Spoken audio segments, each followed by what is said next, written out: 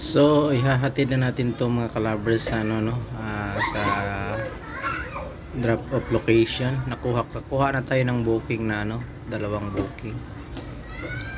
Yung isang booking natin mga kaprobinsya or mga kalabers, galing siya ng dalawa pala, parehong galing ng Marikina.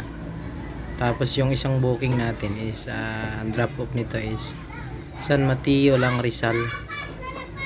Malapit lang siya mga kalabers kasi lang siya 26 minutes from pick up papunta ng drop off. 26 minutes lang siya. Yung isa malapit lang, kaya ang price ng isa is lang siya 80 pesos lang, 80 lang, 80 sa Bisaya. Sama Bisaya ba? Sobrang init ng mga kalabers, kaya hindi na natin alam kung anong sasabihin natin. Tapos mainit pa, buti hindi siya masyadong traffic. So dito na tayo sa may yung simbahan ng Katoliko sa may Marikina na to mga kalabers. Paliko na tayo dyan dito sa may pakanan tayo sa GP Rizal, J. Luna. Buti na lang hindi siya masyadong traffic dahil grabe mga kalabers, sobrang init talaga ang panahon ngayon. Kaya pala ang galing nila ng ang galing ng mga Muslim. Yung nila, alam nila kung anong panahon ng napakainit kasi nila Ramadan nila mula nung March 1 hanggang March 31. So hindi kayo busy ngayon ang kalsada mga kaprobinsya or mga kalabers, dahil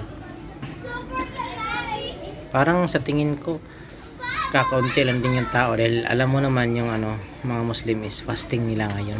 So respect lang tayo. Shout out pala sa mga followers and subscribers ko, sa mga supporters ko na mga Muslim or sa mga Christian, lahat sa inyo, shout out sa inyo.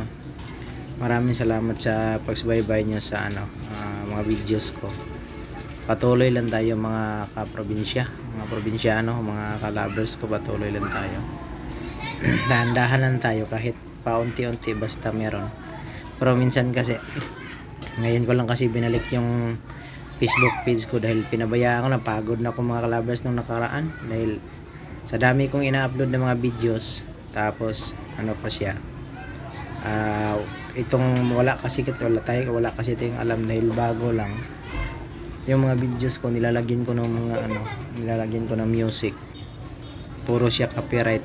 So may income man siya, wala siya, hindi atin, konti lang yung akin sa 100%, may lang sa atin 3% lang pag ganyan kasi copyright yan kiniklaim ng may-ari ng kanta. So yung mga nag-uumpisa ng magbablog, tanggalin nyo lang yung kanta. Kung pwede ito gagawin nyo voice over na lang, tapos yaw-yaw lang ulit. Kung sa Tagalog pa, daldal lang kayo ng daldal dyan sa videos nyo para wala kayong sa Bisaya pa yaw-yaw, magmayo ka na. Shout out dahil ko sa tanong mga bagong vlogger, bigyan kayo mag-yaw-yaw. Bigyan sa kayo. Shout out ko sa tanong vlogger. Maraming salamat yung mga malaking content creator na mga humble na nakaapak pa rin sa lupa. Shout out sa inyo lahat, lalo na kay Elias GTV. Sikat na kay si Elias ay sikat na ni Idol Elias na tanya. Kita ni di lang ta mga ndoy ni nga musikat ato mga nuno yan mga kalabers na masahod kita.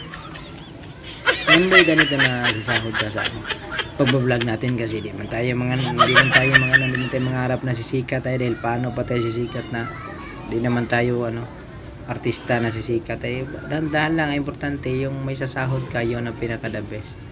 Kahit pa sabihin ng iba dyan na mukha tayo pera, bakit ka nag-vlog dahil sa pera, di ba? Shout out sa malaking dump truck dito. Pinagilid-gilid na kami dito masyado. Dito parang na siya unti-unti na siyang may traffic. Malapit na to sa dito na to sa may boundary ng Batasan Road, San Mateo Road. Pero malalayo pa tayo. Yung isang booking pa lang natin mga kalabers, yung sinabi ko kanina, isang booking natin is 80 pesos lang siya, which is 26 minutes. Parang mababa dyan mga kalabers, sobrang baba ang nilalamog mo yan. Ngayon, yung isang booking natin, Marikina lang din yung mga kalabers, magkalapit lang sila na pick up natin. Tapos isang lang, ang dadalhin kasi natin is document lang, ORCR lang siya ng kotse. So dadalhin natin siya mga kaprobinsya is sa Montalban. Montalban siya, tapos pagpunta natin doon sana makakita tayo ng kamuting kahoy kasi yan yung lugar na pinaka-idol natin pagka pumunta tayo ng Bulacan. Diyan dumadaan tayo, bumibili tayo dyan ng kamuting kahoy at saka saging. Yan ang mura dyan. Shout out pala sa mga taga Montalban.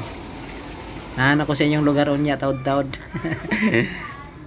Napakodres kalsada mga taga Montalban, kapainit-init. Shout out sa inyong tanan mga followers, subscribers ko. Shout out, comment lang kayo sa gusto mong pa shout out para i-shout out natin pag sunod natin videos.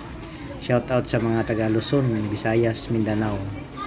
Ngayon nandito pa tayo nagba-vlog sa Luzon, pero abangan nyo mga kalabers kasi mag-vlog pa tayo siguro by next month, April. Baka tayo, pwede tayong basta may plano tayo ng vlog tayo sa lugar Mindanao ba or sa natin